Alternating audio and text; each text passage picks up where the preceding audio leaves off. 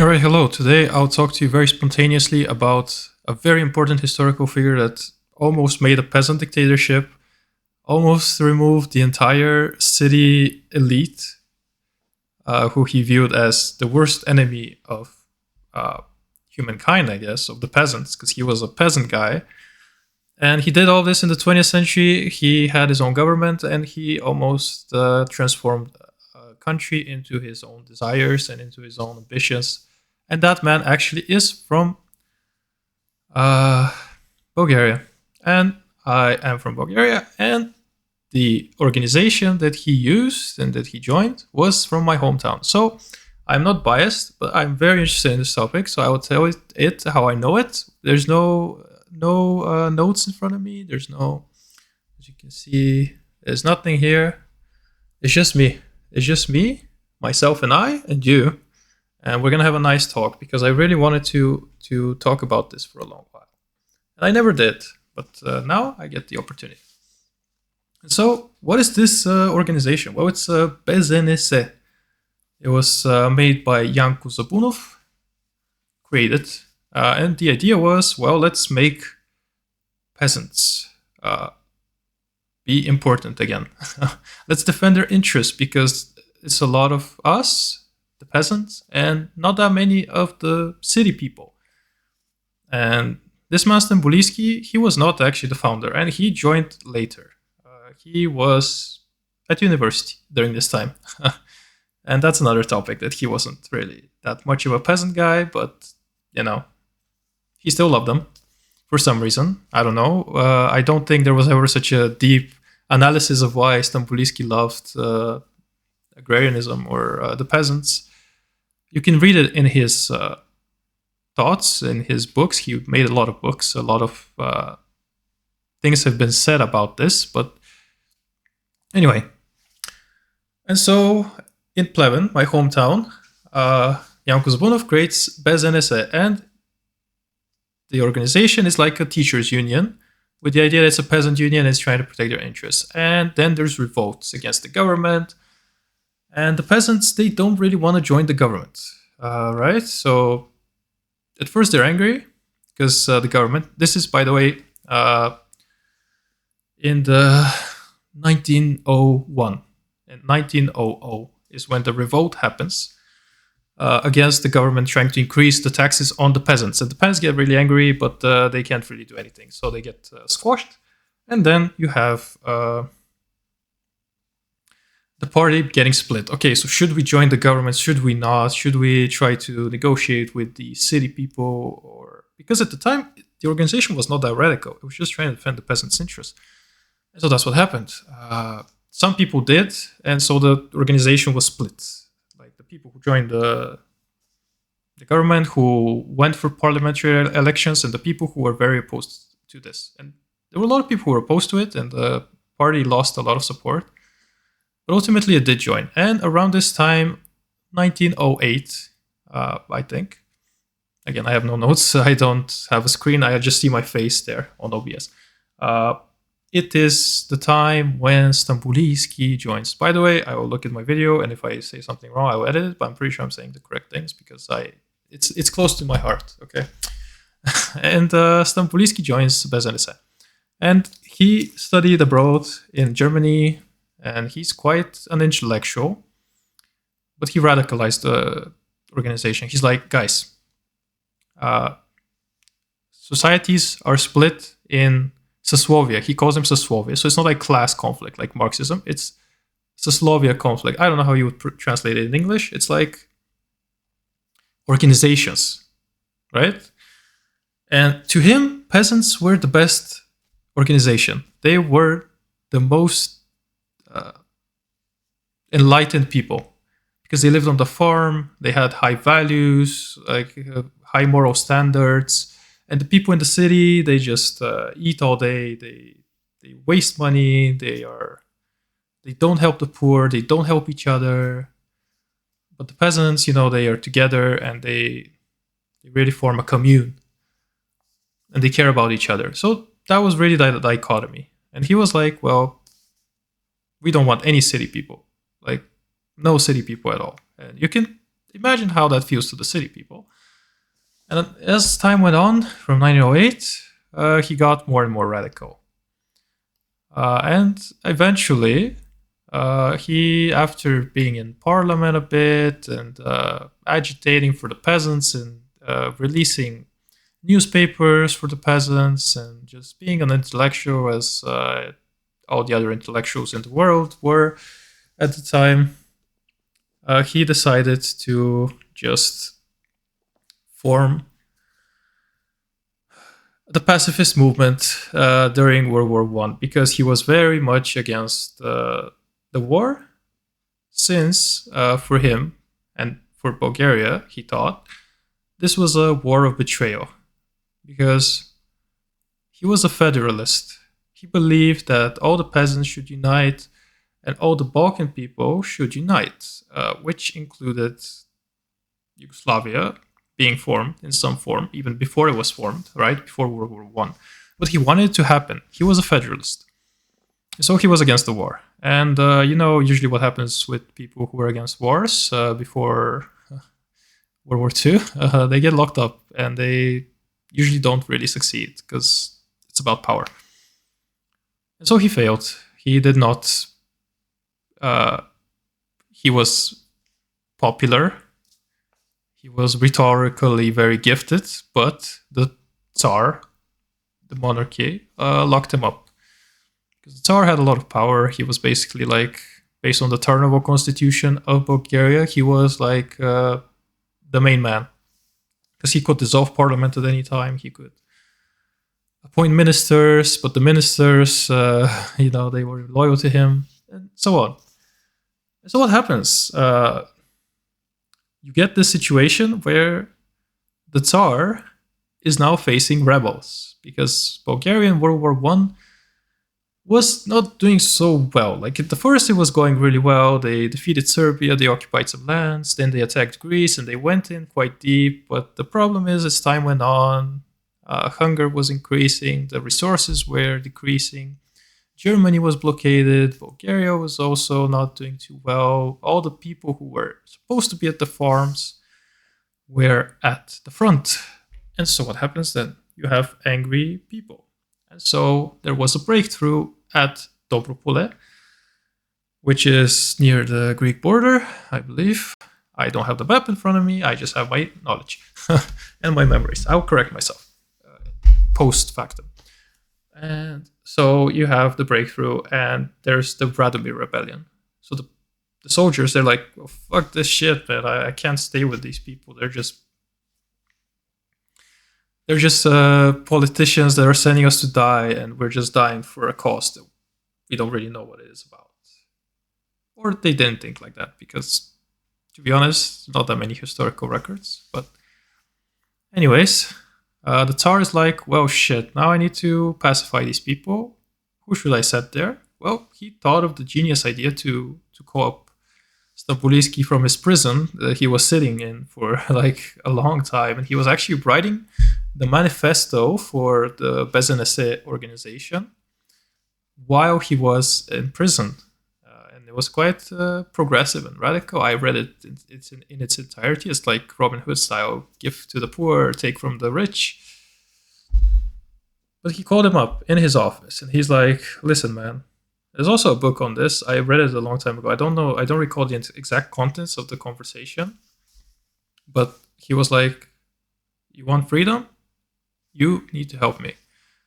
And I trust in you. I know we haven't been great friends. I know I put you in prison, but I need your help now, because otherwise the entire country will fail.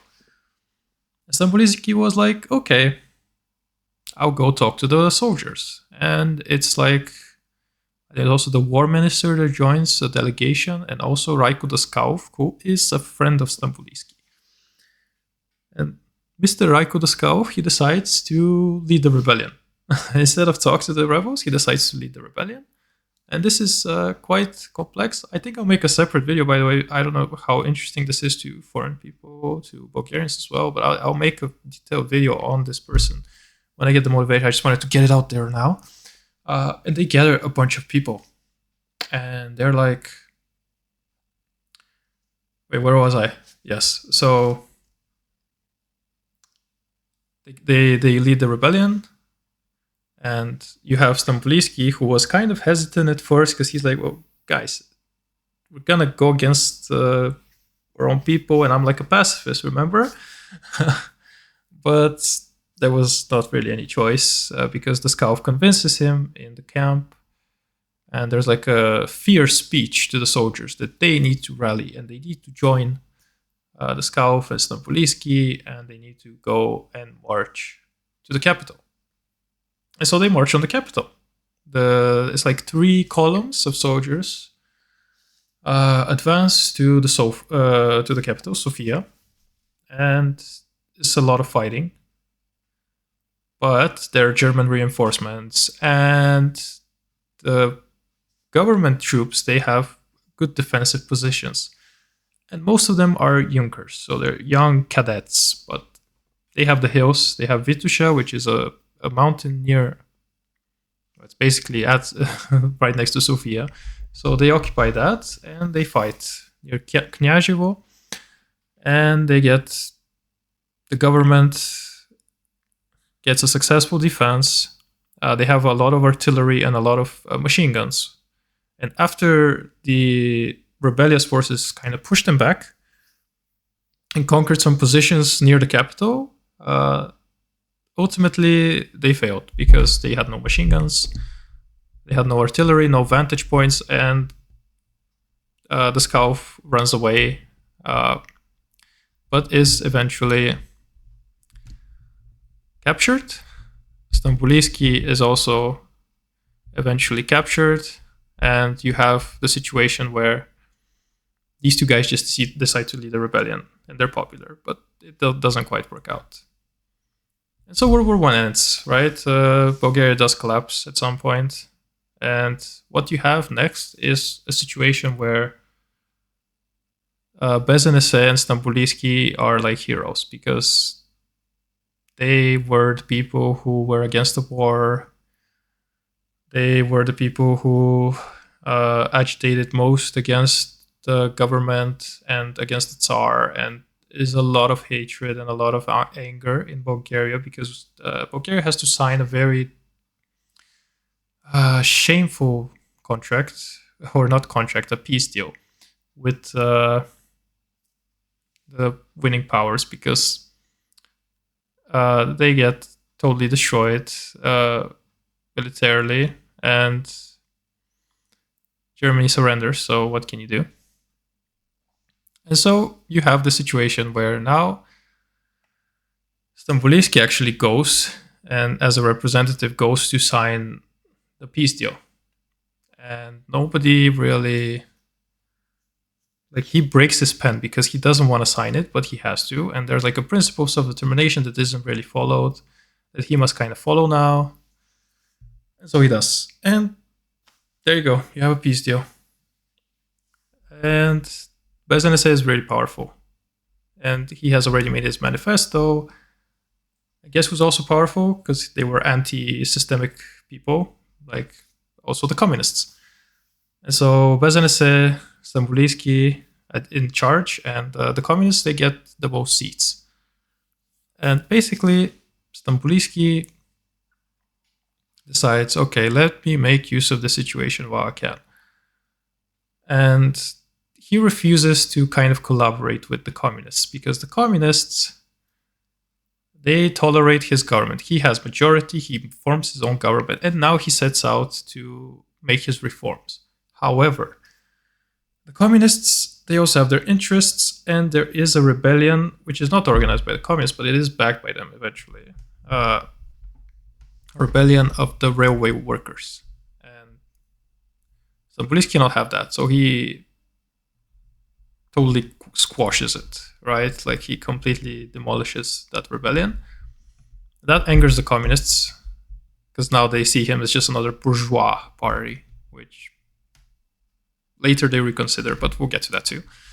And so you have the situation where nobody really wants to work with Stambuliski because he has this radical problem. So let me just explain to you. So you have all the war parties or the people who were pro-war, And now they've lost a lot of seats, like massive amount of seats. And Stamboliski is like very winning. And so he's like, okay, let's make a referendum on putting these people in prison. And he does. So he starts a referendum, and the referendum passes. And the idea is to have a court for people who betrayed Bulgaria, basically. And so he puts a bunch of the former people in government in prison. Not the Tsar, though. You can't really touch the Tsar at that time. And so you get the situation where there is no longer anybody that really wants to work with him, because he's angered all the mainstream parties. He's vowed to destroy them because his organization is like... Let me just tell you some important things in his organization's idea. It's, first of all, domination of the peasant. It's cooperatives, so you have all the peasants owning, what they produce, like the business collective. He also believed in private property, which is interesting. And like, it's not like a worker co-op. It was more so the peasants, and they're just collaborating and creating joint ventures, if you will, of land, where you have like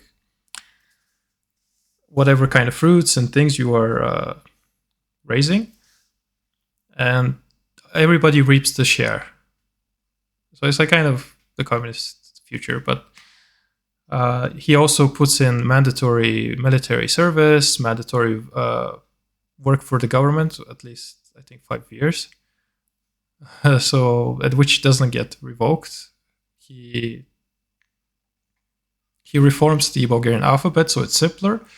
He just does so many things. It's just so many things. I cannot list them out, all of them. I will list them out in a future video. But he's like, okay, let's reform everything. And so he does. He reforms everything as much as he can because he has majority. But people are angry. People are angry at him because, well, the mainstream parties are. Because he wants to destroy them. He's just in power. And they have nothing they can do against that because the peasants love him. Bulgaria is an agrarian society. Majority peasants, and he wants to destroy the city. They can't do anything about that. And so you have the situation where there is no longer, I think I've said you have the situation like at least 10 times, I'm sorry about that, where you have no opposition, and the opposition, the only thing they can do is make a coup. So they do. Stamboliski doesn't know. He actually, by the way, he creates an orange guard, which is kind of like the Mussolini's militia, and then the Nazi Germany's militia. So it's a bit suspicious what's going on there. And actually in the party itself, it's a split again on that topic. But okay, you have these militias that are like big and strong, and they think they're very powerful. And so Stamboliski is like, well, I cannot fail. I just cannot fail. He sets out on all these reforms. He's mocking all the people, all the mainstream parties. And then a coup. The first agrarian government is facing a coup. It's in the world, by the way. It's like the first, like, the most successful agrarian government in the world. This was a unique world event because it was in power for 4 years, almost. And it passed reforms. It was actually very radical. And you just cannot be that radical. You can't be that radical because then everybody hates you completely. So you have a coup. He also angers, by the way, there's another element, and they kill him later. VMRO, which is the Macedonian Revolutionary Organization, which has as its base Petric, which is in Bulgaria at the time, and still is. But the point is they anger these people there, the revolutionaries. And the revolutionaries, they do use terror tactics, and they're not afraid of coups. But Stamboliski basically tries to destroy them because he's a federalist. He likes Yugoslavia. He likes, everybody being friends and good neighbor relations, which he does work to establish. But the VMRO, the Macedonian Revolutionary Organization, hates the Yugoslavs. They make frequent raids. Anyway, they work together, Stamboliski and Yugoslavia, and that angers them. So everybody hates Stamboliski. Everybody. The entire country. All the elites, everybody that has power, and the military. But the military is not so frustrated at Stamboliski as much as they are frustrated at the fact that they lost their previous privileged positions, and now there's like a peasant going around, or a peasant leader, let's say, going around and saying, well, guys, peasants. And they're like, well, what about us, man? He's like, well, I signed a peace deal, man. I'm a pacifist, so you just do you. So they get angry too. And when you lose the military, when you lose the bourgeoisie, when you lose the nobility, when you lose the aristocracy, when you lose the burghers, if you played U4 or U5 now, you will know that you'll probably have rebels. And you do. And he actually gets warned a little bit, but he is so cocky. He is so cocky because I have my orange card. I have the peasants. If there's a revolt, we will crush them. So they don't take any measures for this. And so the revolt comes, and all the garrisons, they join the coup. But Stamboliski does not give up. He organizes around his home village of Sławowice. I hope I said it right, because I have it in my memory like that, but it's not that important. He organizes resistance in his home village, and in Pleven, in Schumann as well. 2 cities, as you remember. Pleven is where the organization was founded. There's also resistance, and there's a big resistance. But the problem is they're just peasants. They don't have any guns. If they have guns, they're like old and stuff. It's very disorganized. It's all across the country. And okay, there's like a lot of villages that rise up and try to resist. But who doesn't help Stamboliski when they probably should have? The communists, because they're also anti-systemic. This is a coup by all the parties, and you don't really know what they're going to do, because they might decide to ban some organizations, maybe decide to kill some people. And so the Orange Guard, what about the Orange Guard, right? Those guys were the militias that were going to save Stamboliski. Completely whacked. They were all in Sofia, in the capital, and they were completely surprised by the coup initiators, and their guns were seized, and they didn't do anything during the coup, literally. So Stamboliski tries to take Pazardzhik, which is a city, but he realizes that it's just gonna be death. Like, all his peasants are gonna die. So he's like, okay, call it off, and then he goes into hiding. In the meantime, Pleven and Schumann and those places, a lot of villages, they rose up too. It was very sporadic all over the place, because they wanted to support, the peasants wanted to support the guy that loves the peasants, but the peasants that don't know that they don't have anything really to fight military and trained soldiers. And so the situation is very bleak. And he tries to hide. He goes from city to city, not city to city, it's village to village. He moves to his wife's village. This time I don't remember what it's called. I will put it up there in the link as a text. And he is betrayed by 7 peasants. That's right. He gets betrayed by his own peasants. And then they kill him. An awful way of just dying for him, because they torture him. And then they cut off his head. But before they do that, they torture him so badly. They take him to his hometown, in his home villa. Well, not villa, his house. And they just torture him so badly that he writes with his own blood the date and time and his name when all of this is happening. And eventually they take his head. And that's the peasant movement, dead. And the communists, guess what they do? They make a post-factum rebellion. They're like, oh shit, we actually had to help. But they actually do it because the Comintern wants them to do it. That's a completely different topic, but then they rebel and they get quashed too.